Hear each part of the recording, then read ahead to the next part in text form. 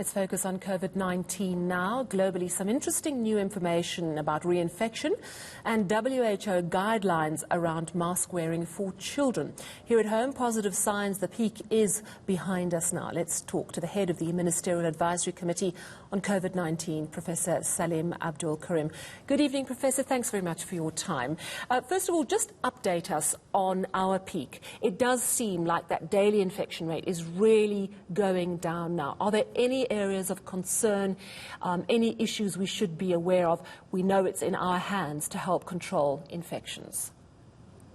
Good evening, Sally, and good evening to all the viewers. Yes, you're quite right, Sally, that when we look at the overall trend, you might recall about 10 days ago, I talked about not being clear about whether the downward trends are consistent in some of the provinces.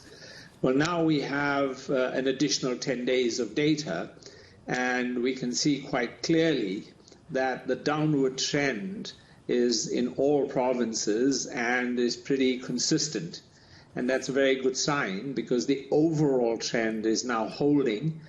It's still overall, we'd like to see us get to a point where we are below 1,000 cases per day. So we're still at the high end, roughly between 3,000 and 4,000 cases per day.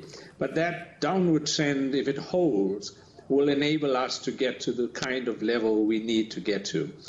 I was initially concerned that we may see an upturn. And right now, I'm not yet saying that we're in the clear because we need to have about 10 days after we have eased our restrictions. So that's about the 28th of August. So when we look at the data in the next few days, we'll get a sense of whether the restrictions, the easing of the restrictions, has led to an uptick in the number of cases.